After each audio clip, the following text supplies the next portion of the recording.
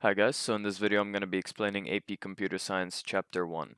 So first thing you need to know is that a bit is a binary digit and that 1 byte is 8 bits. You also need to know these conversions.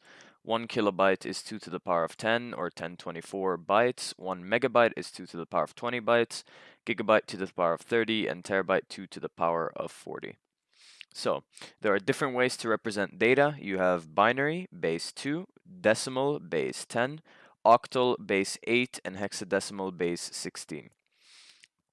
Binary has 2 digits, 0 and 1. Decimal has 10 digits, 0 to 9. Octal has 8 digits, 0 to 7, and hexadecimal has 16 digits, 0 to 9, and 6 letters A to F. Keep in mind that A is equivalent to 10 and F is equivalent to 15. So, keeping that in mind, first of all, here's how to convert binary to decimal. So, place value of each digit is 2 to the power of n, where n is the position starting from 0 and going to the left to however many digits there are. So to convert it to decimal, you're just going to multiply each digit by its place value and then add them up. For example, let's take this binary number 11011011. So you can draw a table here, as I've shown. You don't need to draw this row. This is just for demonstration. Starting from 2 to the power of 0, which is 1, 2 to the power of 1, which is 2, 2 to the power of 2, which is 4, 2 to the power of 3, which is 8, etc., etc., until the last digit, 2 to the power of 7, which is 128. Then you simply place the digits in their positions in the table as shown here, and you multiply the digit by the value and you add everything up. So the value of this in decimal would be 1 times 2 to the power of 7 plus 1 times 2 to the power of 6 plus 0 plus 1 times 2 to the power of 4 plus 1 times 2 to the power of 3 plus again another 0 plus 1 times 2 and 1 times 1. So it'd be 128 plus 64 plus 16 plus 8 plus 2 plus 1, which is 219. So this binary number in decimal is 219. Now we're going to learn how to convert decimal to binary. So the way I like to do it is, once again with a table, take the closest number. It has to be like a power of 2 because you're converting to binary. Closest number to the decimal value that doesn't exceed the decimal value. That will be the last value in the table. So just to help you understand that, let's have an example. Decimal number 76. The last value on the left will be 64, since it's the closest power of 2 to the power of 6, that doesn't exceed 76. So you draw a table again, 64, 32, 16, 8, 4, 2, 1, and you would start subtracting each number from 76. You start by subtracting 64, check that the remainder is positive. It's 12, which is positive, so you put a 1 here. And then subtract 32 from 12. The remainder is minus 20, which is negative, so you can't subtract it. So you put a 0 and you skip, and you check 16 again. The remainder is negative, so you put a 0. Check for 8. 12 minus 8 is 4, which is positive, so put a 1 here. And 4 minus 4 is 0, so you can put a 1 here since you can subtract it, and the rest will be 0. So after your conversion, the table should look like this, and the number will be 1001100. If they ask you to represent it as a byte, which is 8 bits, this is only 7 bits, you're just going to add an extra 0 to the left, like so. It doesn't actually change the value, it's just if they want it represented as 8 bits. So, now converting hexadecimal to binary. You have two methods. First method is converting it to decimal and then to binary. And the second method is converting it directly to binary. So the first method is, let's take a hexadecimal value B3. Keep in mind that B is equal to 11.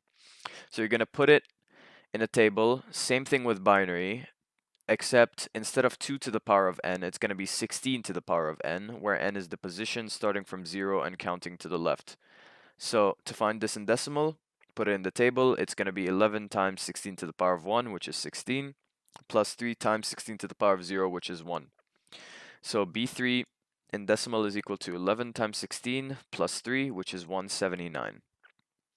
And then you can just follow the method for converting decimal to binary. But, and this is the method I personally use, you can convert hexadecimal directly to binary.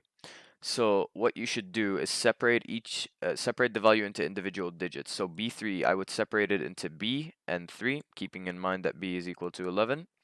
Assign 4 bits for each digit from 2 to the power of 0, aka 1, to 2 to the power of 3, which is 8.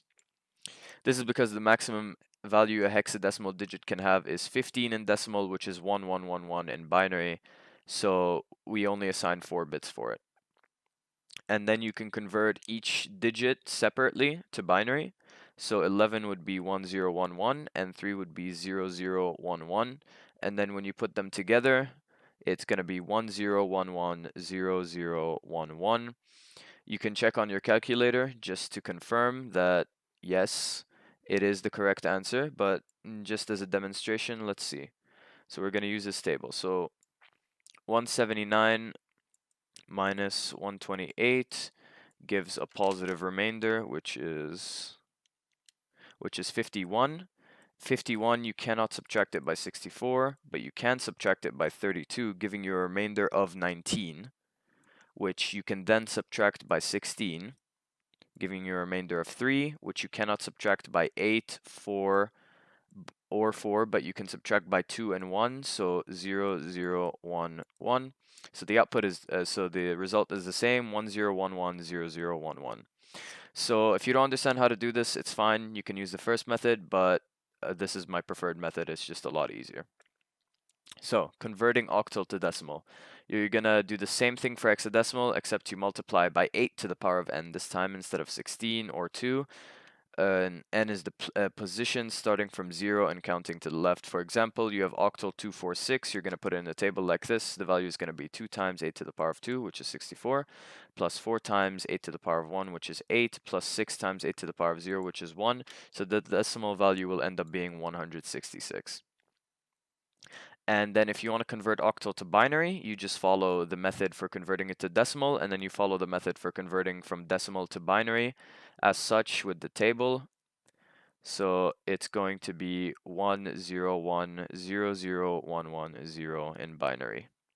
Okay, so let's say we're given a number in binary and we want to convert it to hexadecimal. So in this case, we're given 10110011.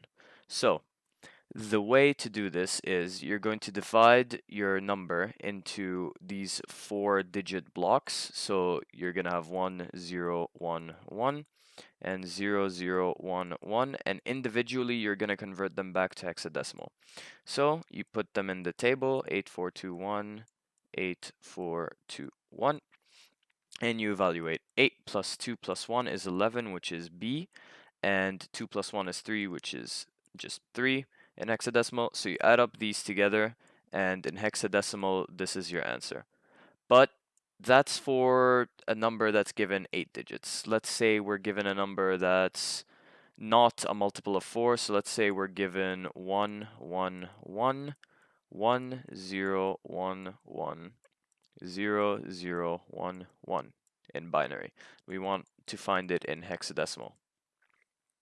So what you would do in this case is you would divide it into blocks of 4. But for the last block, what you would do is just add a 0 to the end to make it length 4, and then you would convert it the same way. So 4, 2, 1, 8, 8, 4, 2, 1, 8, 4, 2, 1. So this would be 4 plus 3, which is 7. This would be, once again, B, and this would be 3. So the answer in hexadecimal would be 7B3.